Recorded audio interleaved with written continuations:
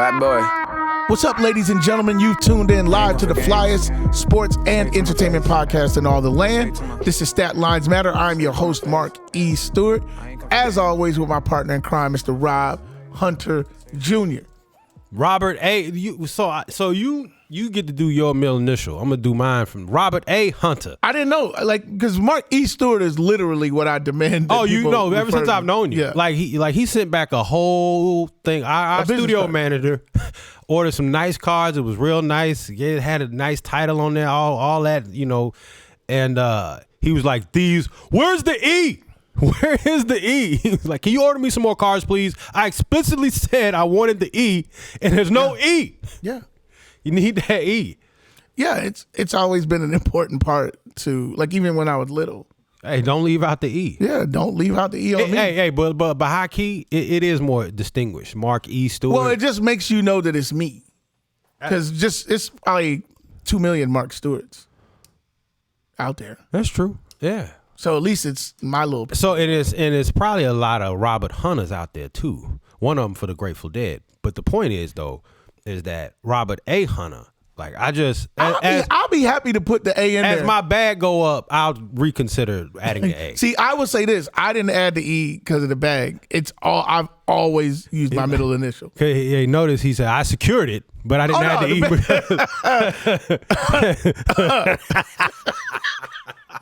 E. Anyways, how was your weekend, man? Hellified. I've been moving ever since the last show. But things kind of geared down towards Saturday more actually afternoon. And yesterday was the first day, which was a Sunday. We're filming this on a Monday. Or does that even matter? It doesn't matter, but go ahead. Let out all our secrets. Well, yesterday was the first day that I didn't move anything and didn't go to the storage unit. I've been to the storage unit. The storage places don't really have a lot of employees. That's why they have a high profit margin. But you would have thought that I worked there. Right. How much I was there. And I started seeing people hey, what's going on? Hey. No, that's good. I'm glad you got that part sorted out. I know you have more moving to do later, but we'll just enjoy this time off for Let's just talk some sports. Did you see that before we get into our discussion, did you see that J.R. Smith, obviously one of your favorite guys, I know you knew he had enrolled in college at North Carolina A&T and was playing golf as a walk-on, doing well, but he made whatever list as a 4.0 student. Yes, I did see. That's kind of cool, right? Well, it just goes to I don't mean to swallow the discussion this way, but I've maintained, my sister goes to one of the worst schools in the state of Georgia. I'm not going to say what school it is, but she's going to Harvard. High school. She's going to Harvard. And the point that I'm making is that it's not the brains of the people who, of the, inner city, urban community, et cetera. It's taking education seriously or not seriously for whatever reason. So it's not the pupil or the brain. I think there's plenty of intelligence to go around, but I think that, so you take J.R. Smith, for example, this is a guy who, obviously regarded as maybe one of the lower IQ basketball players that has played the game. This is the dude that asked, was the shoot around mandatory? Because he was going to skip it during his rookie season. He we got to come to the shoot around. There's tape of it. Yeah. Anyway, so yes, I can certainly believe it. And I think there's maturity there too. I think what he's doing is showing a lot of maturity as a man. This guy has made $90 million or so in the NBA. Won 2 rings. Yeah, won 2 rings with his buddy LeBron. And but I think this is a good story that I'd like to get a little bit more hype for. And I actually like J.R. Smith away from the court. His interviews is such honesty. He's talking about the weed smoke. He was like, "Yo, we used to smoke the whole bubble was smoked up." Yeah. Did you see that? I like athletes that are forthright. Also, real quick, after 7 years in the NFL, Jameis Winston graduated from Florida State this weekend. Really? Yeah, went back and got his degree. And, I was thinking about Jameis. What degree in what? Do we know? I don't know. But he had been taking online courses and doing all this stuff. So I give him a lot of credit, too, because right now he's in a good contract. Well, I won't say a good contract, but I think he's in a 2-year, $28 million contract. That's great money. And he could have easily decided that he didn't need that degree or want that degree, but he made it a priority and went and got it.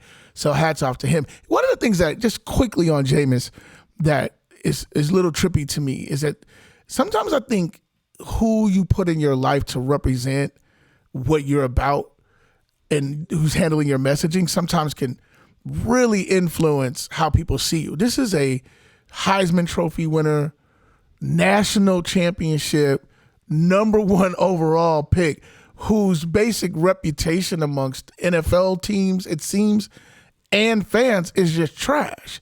And now him going back to get his degree is super cool. These are all things that should be messaged in a way to help him raise and elevate his profile. I wish Degree he would do in that. social science and a minor in business. Go get your do your thing, bro. So And stop being goofy. You do some goofy stuff. He ain't, but it's been a minute. He just got hurt. But that's only because he ain't been able to. He ain't been out there. He's had a tight leash. Hey, have a little bit of success, and then we'll Let him throw see. about 3 touchdowns in the game, and he back to doing his thing. In the French. Is he still with the Saints? Yeah, he just re-upped him. That's what I said. They gave him 2 years, 28. So they've committed. Is he to going to him. start? Yeah, they've committed to him. Oh man, that's awesome. So Yeah. what they going to do with Taysom? I think they said Taysom's never going to play quarterback again. Taysom didn't play. I've been a Taysom detractor. He wasn't all that horrible. He wasn't that great, but he wasn't that horrible. But he got hurt. And he got shouldn't hurt. have got paid. No, he should not. He shouldn't have got paid. All right, so White privilege. Let's talk a little bit about the draft quickly here. Let's at least start with your team, because I know, and we talked a little bit about this in the last podcast about who you wanted. You made it clear that you are a Matt Ryan fan, or were a Matt Ryan fan, and continue to be. Yeah, big Matt Ryan. But you guy. would love for the Falcons to get a black quarterback to stimulate the fan base and the whole nine. We talked about it both on the show and offline. So they had a couple of swings at Malik Willis, who we talked about. There's no slow Maliks, although there was one of our people who got in the comments and said, I know plenty of slow Maliks. But you ended up with a pretty athletic mixed guy in Desmond Ridder. And I was thinking, as another mixed guy, does that count for you? Did this check the box for you? I mean, he a brother. So yeah. I mean, okay. So when you were texting me while I was moving, yeah, I know you weren't watching. So I was trying to keep you updated. Yeah, and so I turned on my phone and I was following along on ESPN Plus. Yeah. So I was great app. Yeah, it's a great app, but it don't give you the live feed though unless you. I don't know. So you have to be tied into to your cable, and I don't know my password. Yeah, and neither does my wife. Yeah, so it's very frustrating when I'm like, can you put the password in? I forgot what it is. Yeah. Anyway, so I was in my storage unit, and I immediately pulled down a folding chair, and I sat down and I watched the Falcons pick. And they took Drake London, much to my chagrin. I was deeply disappointed with that. And it was I immediately started thinking, the one guy that we kind of was like, I don't know about him on our last podcast. We took, and I'm like, what about USA?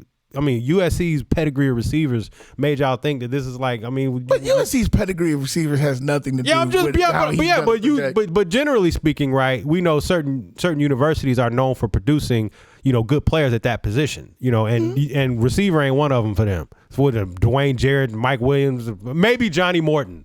Was okay for 5 minutes. There's other guys. A guy named Keyshawn Johnson was pretty good. He was cool. I mean, he was pretty good. He was pretty good in college, and then he had a long pro career. Okay pro career. It wasn't like how do you have Amon-Ra St. Brown had actually a nice year for Detroit. He did. He had a nice year. All right, man. All right. So if that's that make you that tickles your fancy to draft. I'm just saying. Like anyway, go ahead. I don't want to get off. So you're right. So anyway, so let's just skip to and then we drafted. And it's cool. The guys, what's the guy's name? The guy from Penn State with the African last name. Yeah, Ebediti. Well, yeah. His name's Arnold. Arnold, which has got me confused because Arnold is not like the most scariest name. And then you got this super duper powerful African last name. Yeah, but it's not high school. I mean, it's like you're not trying to scare the opponent. You're just trying to beat him. I'm big on names. And Desmond. So when we drafted Desmond Ridder. I didn't even know he was like I forgot he was even in this draft. But I liked Dez, and I remembered when all the social injustice movement was going on, he was one of the ones that was riding. Is there a football angle to this? Any of this for you? 6'3.5". He ran a 4.5. He ran the 40. Unlike Drake. Let me tell you something. If our quarterback is faster than our top 10 draft, I'm gonna know something. Listen, okay? I think you're gonna be all right. You needed a wide receiver. Your big 6'5" ass scared to run it down 40. No, hey man, you better. I like when you compete. Dez, race his ass. Hey, Dez, this camera right here. You challenge his ass to a race first day of training camp, and film it and post it. Let me know who got the rides. Robin, you giving us all the hood coach vibes. Propensity to dip. Desmond has that. An awareness to get somewhere. Dez got that. So anyway, so from a football perspective, he reminds me a little bit of Pat Mahomes, honestly. Now Pat Mahomes who? Pat Mahomes who out of Gucci who? Out of out of Texas Tech. Very much so. They just played in a different offense. They ran the ball a lot at Cincinnati. I mean, okay. Very much. They about the same height. But Dez, are you doing the lazy sportscaster guy going, they're both mixed, so therefore? Pat Mahomes mixed? Yeah. I ain't know that. Oh, wait, did I know that? Oh, yeah. His daddy black. He's a pro baseball player. Yeah. His mama white. Yeah. Turn up. Hey, so my mulatto brothers, we in here. We in this thing. Deep in here. Listen, I think overall y'all's draft. And he progressively got better as the years went on. At school, that was one of the things that I didn't like about Kenny Pickett. He had this one boom year, as opposed to. I never liked the boom year guy. Yeah, and he had that boom year where he gradually the touchdowns increased to single digit picks every single year for Desmond Ridder. Yeah. So no, Desmond is he's a competitor. He's a grinder. He's one of those guys that'll keep you in a game. It may not always look great statistically, but he just makes plays. And I like the fact his name Desmond. I will say this. I didn't hate y'all draft, but I knew it didn't ring off. I've had some contact with some Falcon fans, and none of it rang off for y'all. No, would have rather had Malik. But I like Dez, though. I mean, he's the more prototypical guy with the speed. With the speed. I think, too, one of the things that came out of this draft is I think we got to normalize quarterbacks not being overdrafted. And this was a year that quarterbacks weren't overdrafted. As much as people were a little bit in shock that Malik was falling, I said this right here on the show three episodes ago. There shouldn't be one quarterback taken above the third round or earlier than the third round. And there was only one, and that was Pickett. And to be honest, as a Steeler fan, I'm happy they took Pickett. I'm not a Pickett guy, but I'm happy that the Steelers showed me and the rest of Steeler Nation that we don't believe that Mitch Trubisky is the long-term answer. In fact, Pittsburgh took not one but two quarterbacks. So Mitch, I hope the message came through to you clear. We not messing with you. Nobody's messing with you. You're a stopgap. You're Mike Glennon.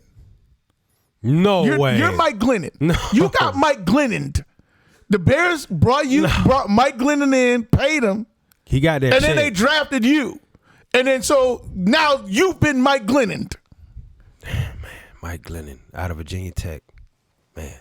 No, wait, North Carolina State, right? I thought it was. Well, let's look it up. I thought it was Virginia Tech. I'm gonna go NC State. All right, let's hey, drum roll, please. I could be wrong. Yeah, we both can be wrong. You more than me. I'm not that. I'm not wrong. You more than me. He went to North Carolina State, and there you go. You see how I do this. Yes. Anyways, but no 6'7". Yeah, I was like, oh, big ass white boy. Yeah, last quarterback that big was Dan McGuire, Mark McGuire's brother, played for the Seattle Seahawks. Lord have mercy. Random. But Dan McGuire is known to be... He's from Virginia. Okay, there you go. Let's get in on it. Just what's that like? Jumping on the pile after the tackles on the ground. Yeah, Keith Brookins style. Yeah, Keith Brookins style. Sliding down backwards. Oh.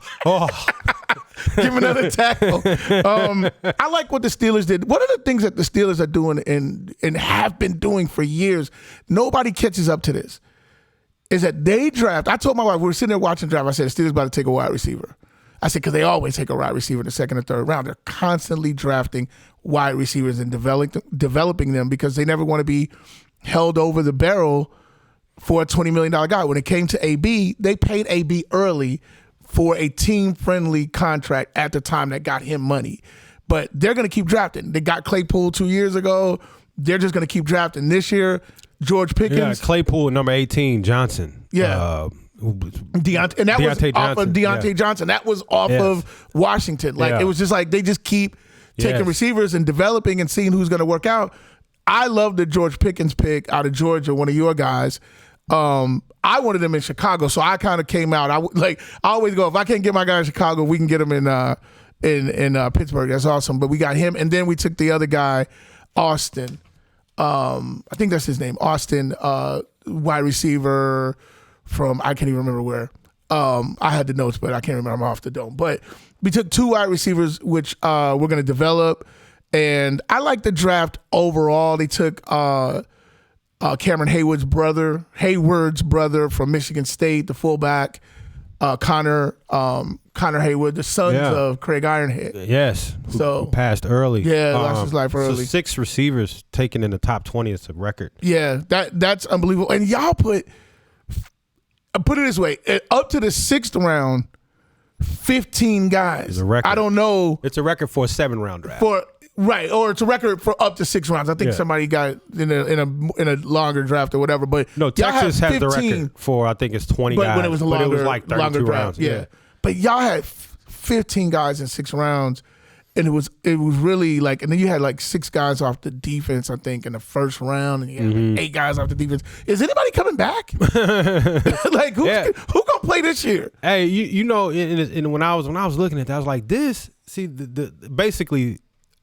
You look at in previous years, you know, one of the mottos I had developed was always on Saturdays, saving them for Sundays. We saving them. Saving them on Sundays, never on Saturdays. Mark Rick used to be able to get guys, you know, like a Justin Houston, Geno Atkins, those guys. Right. You can get, man. You know, now they're being coached up. Yeah, and these guys, and the secret's out. So if you will, one of the reputations, former Falcon doctor told me, team doctor told me that the reputation about Georgia players amongst the NFL was, when Mark Rick was the coach, was you can get a great Georgia player late because they're not coached up. And so they're basically the intrinsic value, if you will, of the guy. Now that's no longer with Lewis Seen, and I didn't even think. I watched him, and he's a good player. I didn't have a first-round grade on him. He's a 32nd pick of the first round. Yeah. So a safety. So I was very surprised. And, of course, I was finding all this out subsequently because I was moving the whole time. So I'm just waking up. And you know how I found out? Your text. I woke up in the morning, and I'm like, oh, still 6 Georgia players in the first round. I was like, well, I was doing my best to try to keep you updated. Like, it was really more of like a courtesy. That. I copped the squad in my storage unit and watched us draft Drake London, and I just immediately turned my phone off. Listen, man, I don't think that's going to – put it this way. I think there's teams – I think there's players sometimes when you go into a draft – that you want and you target and you covet. I would rather have Garrett Wilson. Give me Jamison Williams from Alabama. Well, that's like, the one that team. What the hell? Yeah, like if you're gonna take, that's not the guy. They were all lumped together. Going to get them soft ass defense out. Nobody had him, but you're drafting. The one thing you're drafting traits.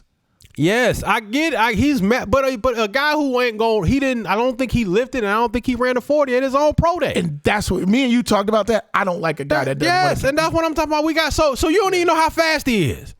Well, there's film on him. Yeah, there is film. There's film on Mike Williams. There's film on Mike Williams. Man, you're going way back to make the Mike Williams argument. Oh, you're going way back. I'm just saying, man. Fred Biletnikoff was never. Like, he didn't run the. What the hell?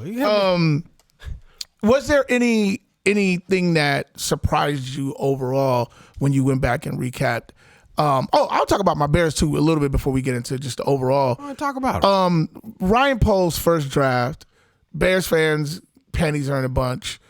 Young guy. I think he did a solid job. Like I knew. Here's what. If you're a Bears fan, you got to understand. You have to understand this. It's a tear down. Like he had to tear the team down. I know he never used those words. But sometimes you got to, they used to call in school context clues. You got to pick up the context clues. Some things you got to tear down. We won 6 games with a bloated payroll and an aging defense. Still a good defense, but an aging defense. When the new guy comes in and you got what you believe to be your quarterback going into year 2, you may as well just do yourself a favor, tear it down. So instantly we got younger on defense, 2 plug-and-play DBs in Jaquan Brisker and Gordon. I believe the guy's name is Kyle Gordon from Washington. A cover 2 corner, and a cover 2 safety from Penn State. We're playing a hybrid cover 2, hybrid Tampa 2. So you're going to plug those guys in, go with Jalen Johnson on the other side who's solid at corner going in his 3rd season. So now you got 3 guys under 25 years old in the secondary, right? So you're instantly younger there. You got a couple project pass rushers, one from last year, the Gibson, who did a nice job, and now you add him with the guy that we got this year. I forget his name. Dominique Robinson. Neat. So you have Dominique Robinson as a project pass rusher, and then you got 3 project offensive linemen. All guys that were decorated in their leagues, maybe played in smaller leagues or not against the best competition. So they're projects, but this is what you got to do. So we came into this with 6 picks, came out of it with 12 picks. We kept trading back. And that's what you got to do. It was a record, 9 trades in the first round. Another NFL record. Yeah. Which, if you want to say what surprised me, and that's not actually my note. That was I got that from Colin. The 9 trades. In the first round. But I think looking at the Titans, they replaced a lot. I mean, they trade the receiver. To Philly. AJ Brown. And they replaced him with Traylon Burks. Traylon Burks is an excellent receiver. No, Traylon Burks is one of my favorite guys. You watch him against Alabama.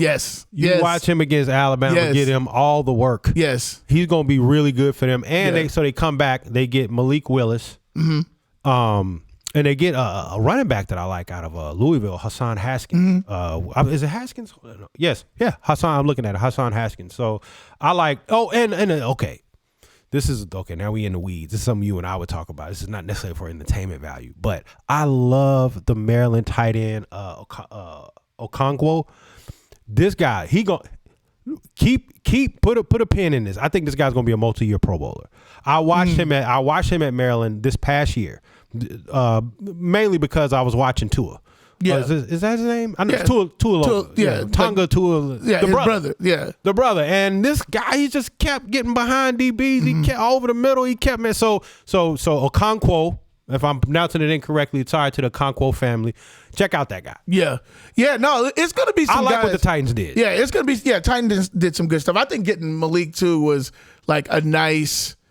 Like, you never go wrong drafting talent at the position, because if your guy stays good, you can move him for a high draft pick. If your guy struggles, you have somebody that you can pull in. Because I'm not all the way there on Tannehill. And I know Tannehill had a really good season when his offensive coordinator left to go coach the Falcons. He kind of came back a little bit. Well, in his defense, though. Offensive line was terrible. Not only that, Derrick Henry gone. Julio just didn't show up like normal. And then A.J. Brown was hurt a decent amount of the season. Fair. And that's what makes Tom so great. Like, he be having all them same injuries, and they just be just going on. And I'll say this, too. Just go on. The New England receivers quit and walking off the field in the middle of the game. He just like, all right.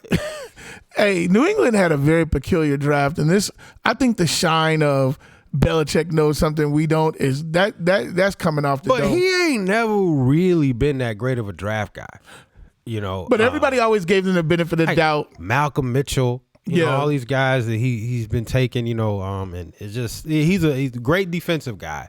great at running a team. Yeah, and great but at. That's why you have a GM. And when you have a Tom Brady at quarterback who's going to take care of those things over there, and like you can have some margin for error. And the reality of it is they took Cole Strange out of Chattanooga with their first round pick. Yeah, which is very strange.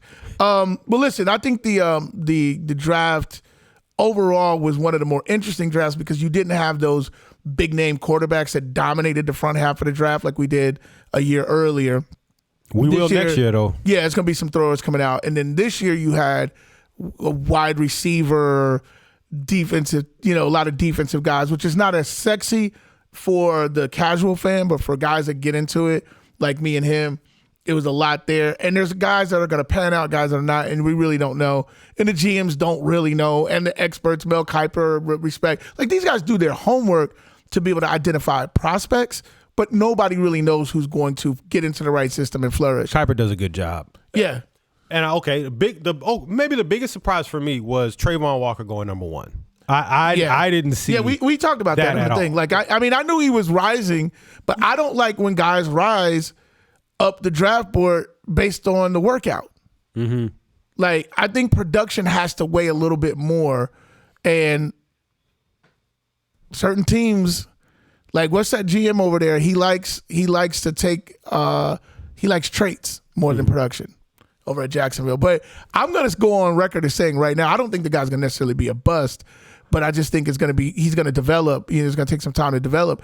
I think Jacksonville's gonna be picking first again next year. Well, when you're it's not necessarily okay. The bust is commensurate with relative where you're to drafted. 100%. So it's not necessarily saying he's not gonna be a good player, but will he be number 1 overall? Or will there be guys that are 4 picks behind him that have a more instant impact? I think it's very possible. And for me, like, I'm with Dez. I'm with Desmond. I'm with all that. I am. We together. But I will be looking to see how Malik does. And like, man, we could have had him. Yeah, of course. Yeah, like you're gonna be looking at those guys. I think the Jets did a nice job. And then you think you look at a guy like Lamar Jackson, who was drafted way late in the first round, 32, something, 31. You look at Russell Wilson, and like y'all know that the league has shifted.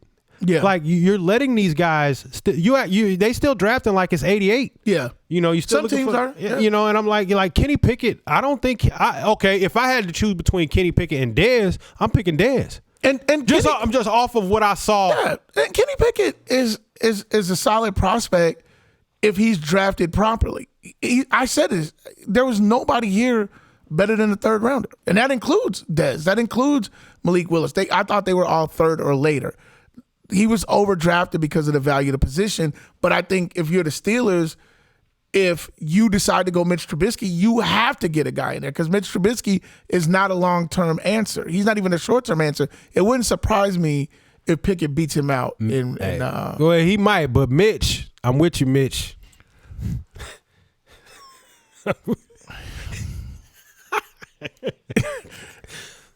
TB10.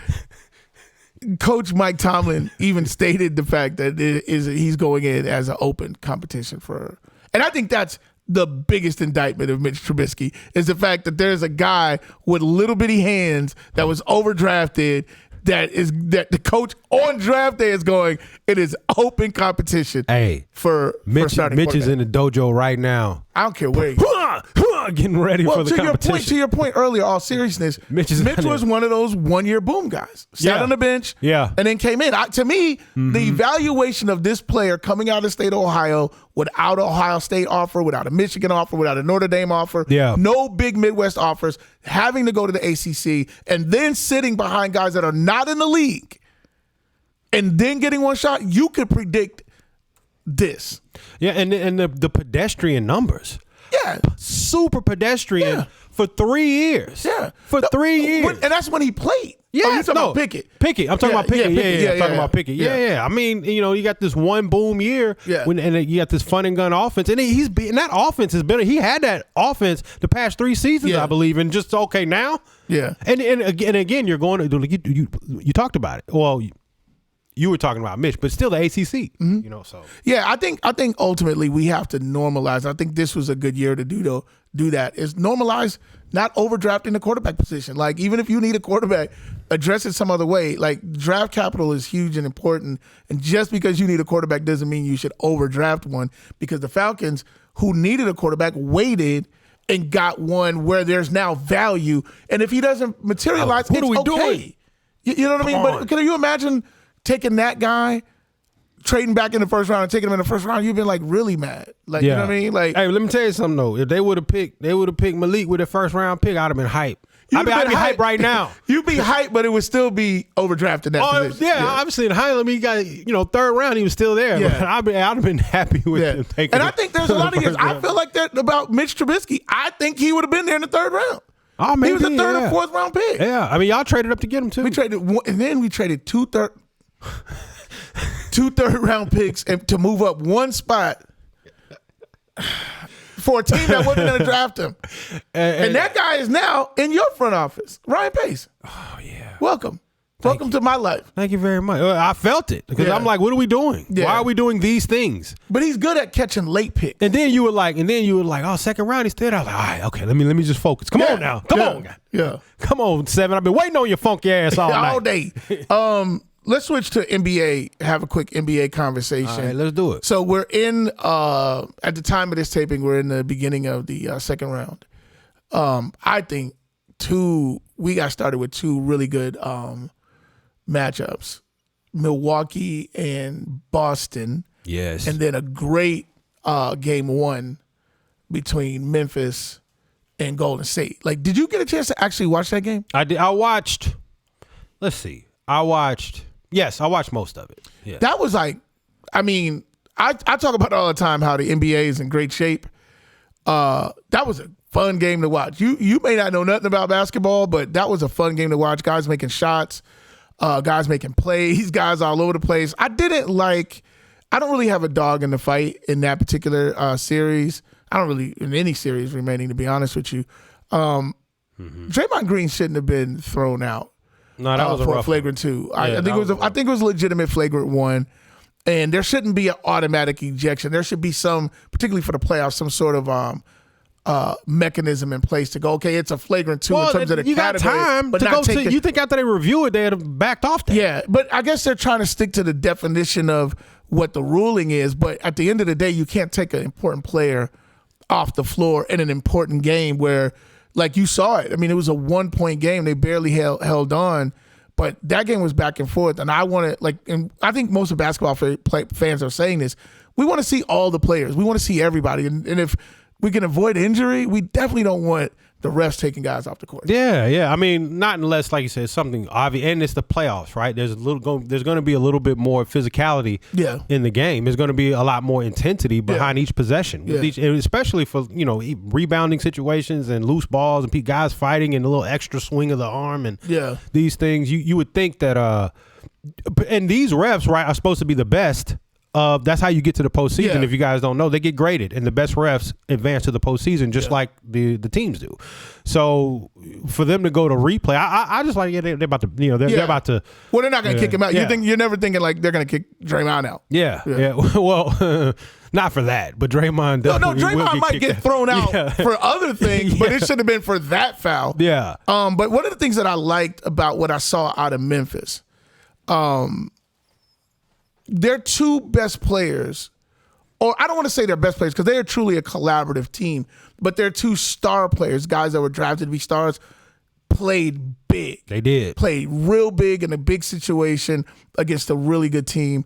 Where you flip it and you look at the other side, they had like a real team effort. I thought it was great coaching by Kerr. I know you're not a big Kerr, not you're anti-Kerr, but maybe you don't think he's as good as I do, but I think he coached well. I think he moved the chess pieces well. With some of the guys, the kid, was it a Poole? Yeah, Jordan Poole. Jordan Poole hitting big shots. You had early foul trouble with Clay and Steph and the ejection.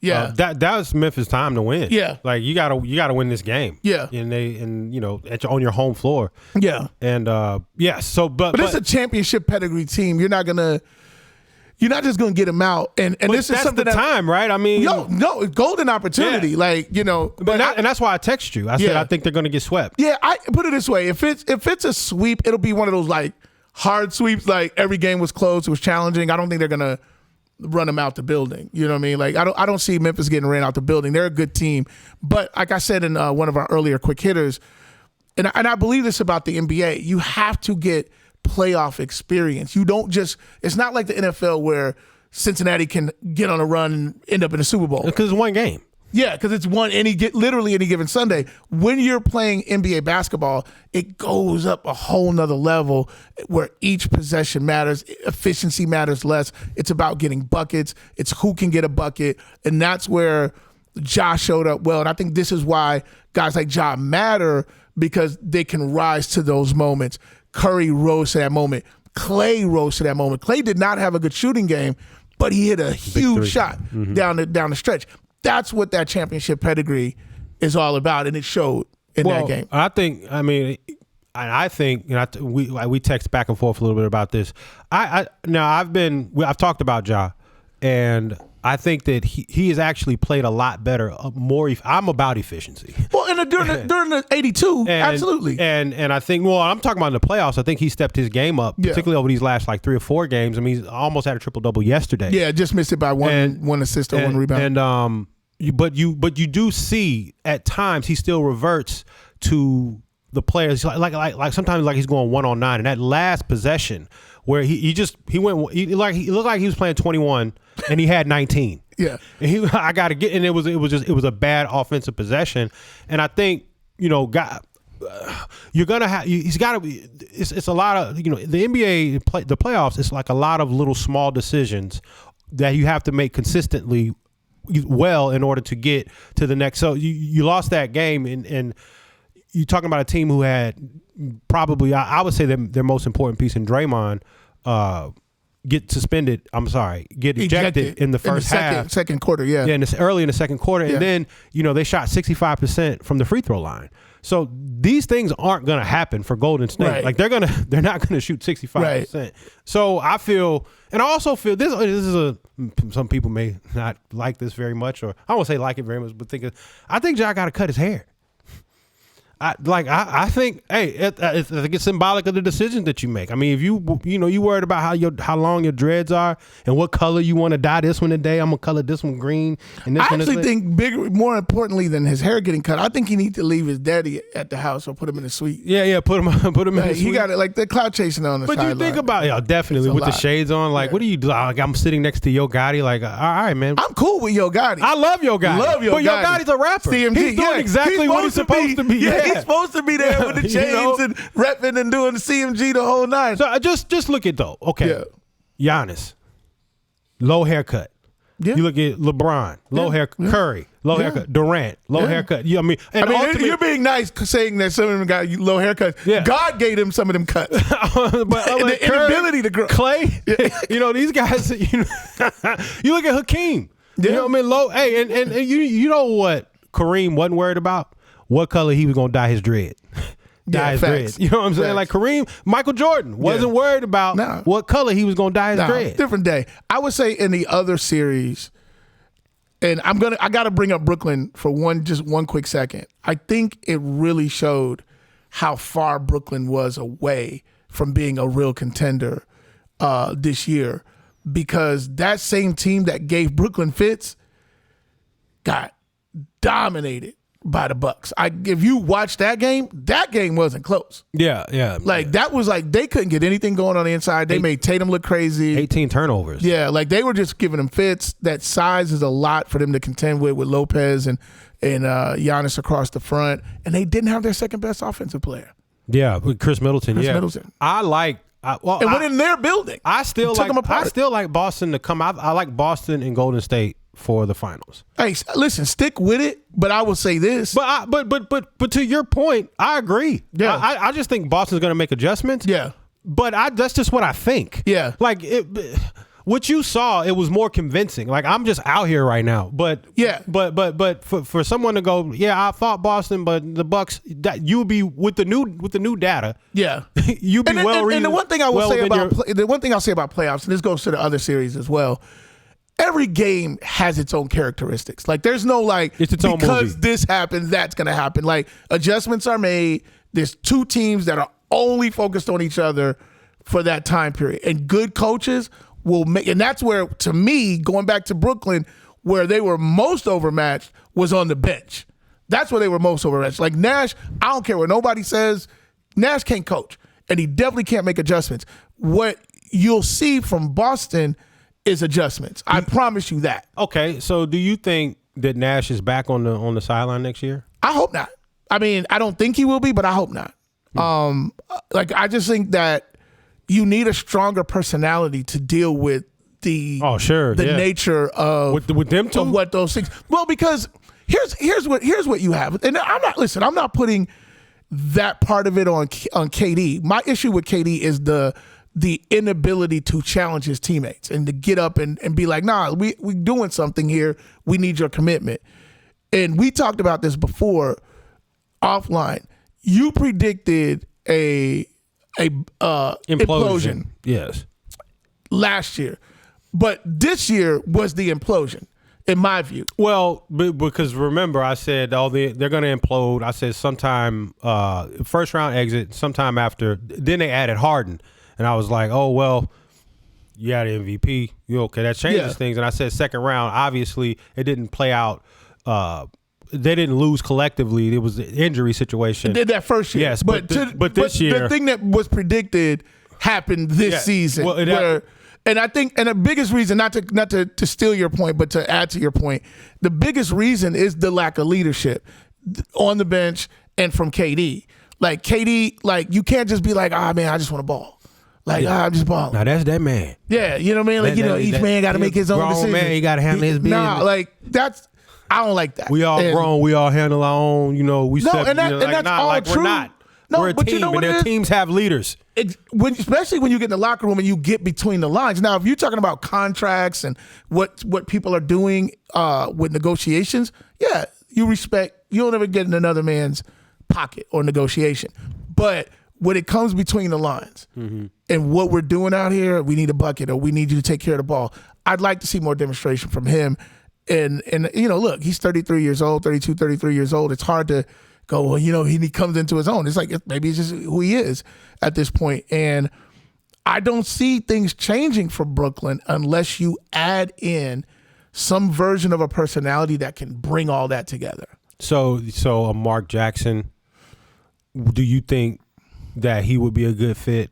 I mean, because there's been more gas behind his name this offseason than ever. Most recently remember. linked to Sacramento. I hope he doesn't take that job because that's a great yard. Brooklyn. Well, I like what Sacramento's got going on with Sabonis. It just seems like they're like the Cleveland football of basketball. Like, no matter who y'all get, y'all not gonna win. They had the 1 year, that one little like maybe Vlade 2 years Divac. with Vlade and Chris Webber. Yeah, Nick Anderson. And I will go to my grave believing the refs, the amount of fouls calls, the refs stole that game. It was like 20 free throw attempts, 25 free throws in the fourth quarter. In the fourth friggin' quarter. To just conveniently close a lead that Sacramento had. Tim Donaghy said that game was fixed. I have no doubt. Am I pronouncing that Tim right? Donaghy, yeah. Donaghy? Or was it Donaghy? Yeah. The other two games that we haven't seen yet. Come on tonight. Phoenix and Dallas. And then on the other side of the bracket, you have Philly and the Heat. Yeah, well, Embiid then broke his eyeball. Yeah, they said he's definitely going to miss the first two games. Yeah, I mean, Embiid, Warrior, yes, all of that. You can't, if your eyeball broke, how does that fix in a week? Yeah, that's what. Yeah, how does that heal in a week? Yeah, if your eyeball busted out, how you going to heal? Do we have any doctors listening? Can an orbital bone heal in a week? That's correct. They gonna. What, they gonna give him some goggles? Some sort of big ass, probably maybe a mask. Big ass. The whole nine. Man, I don't want that. But you know what though? Get out there though. Like show Ben Simmons like how you gut it out, bro. No, not with your eyeball hanging out. Ben Simmons. Thug it out. Ben Simmons, wasn't nothing wrong with him but his brain. He need a brain transplant. Listen, I don't know what it is, but start He showing need a these hug. guys. Go Where's back. that? Vanya, Fix My Life. Vanya Van Zant. What's her name? Elanya. Go talk to Elanya. Now you making me say it wrong. Elanya. It was Tanya. Iyanla. Van Zant. Yeah. I know it's Van Zant. Ain't it Van Zant? I think so, yeah. Okay. Fix My Life. Fixes. He need a special helicopter in. Elanya Van Zant. Yeah, he needs to get. What's the big tall guy with the big head? Motivational speaker. Big tall guy with the big head. Big tall. Black, white. White guy. White guy. Big voice. Oh. Tony Robbins. Both of them on the same plane. Yeah, he needs both that. of them on the same There's that plane. big head looking boy. And then do a hologram with Wayne Dyer. Yeah. Just all of them in there. Well, listen, we're gonna. They said that it's his head that's causing the back pain. Yeah, I don't know. I want to hear from him. Because whatever. Well, you know what's not affected? Everybody would like to hear. You know what's not affected? His outfits. Like he got enough. Man, his boy. outfit, his drip is legit. Man, hey, he is like legit. he should be a stylist. Hey, what's the stylist? The one who had the documentary, the black dude. Oh my God! Big flamboyant guy. Yeah. He just passed away recently. Yeah. No, he's on that caliber. Yeah, he got for like streetwear. He's that guy. Nikki Free, Part 2. Boy, it'd be it's not effeminate. His look is not effeminate. Yeah, but it's a little tender though. The look is, I ain't gonna lie, the drip is legit. It's like I'd rather see him in uniform. Look, man. Him and AD. I be wearing lace shirts out. So what? I tell get the world it. that? I'm just saying. People see me out in these streets. They know you got your nipples out. I be out here. You like your nipples out? Looking like the beautiful ones. You know? That's when Love and Prince goes too far. When you go out with your nipples out. Yeah, like, my nipples been in since like, 1970. I get out the car and Doves just flap out 2 of them. Don't let me see you out here. Don't let me see you in these streets with the nipples out. Me and my crew would like entry to your establishment. Anyways, listen, I'm gonna get out of here. On that note, we'll come back. We'll get into this NBA a little bit more as these playoffs unfold. And I want to get into, when we get back next time, I want to get into some of the teams that got eliminated, where they go from here to try to move it up. The Denvers, the Utahs, the Bulls, teams that are, showed well, but need to get over the hump and need to get the next The Hawks. Hawks, like what those teams need to do, because there's a lot of pieces. Do you move things? Do you change things? We'll get into that. Trey need to cut his hair quiet as kept. He need to cut that shit to be bouncing on the back. It bounces on the back. You don't want it bouncing on the back. You want it bouncing in the front. We should do a whole show. Trey hair bounce in the back. Just regulating people's hair. He need to cut that. You should do a special. It look like black cotton candy, like soft. Wow. Can we do a show? Can you do a whole show on segment? hair? Yeah, yes. I think about hair all the time for some reason. Like, why don't he cut that shit? Like, that's what I think about Ja, man. Cut that. Your hair need to be looking like Murray Steak, like low. Yeah. Like, keep it like that. Well, listen, we gonna come back to that because I actually love that. I'm actually really enjoying your commentary on the hair. Like always, definitely check in with us on Apple Podcasts, Spotify, for the audio, and to see us doing what we're doing here on YouTube.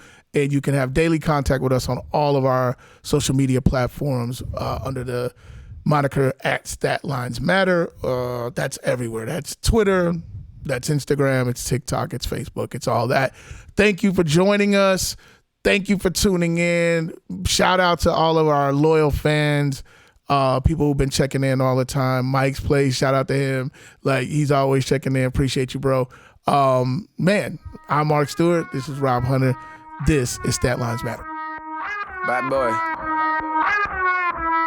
I ain't come for games. Say it to my face. Say it to my face. I ain't come for games. Say it to my face. Say it to my face.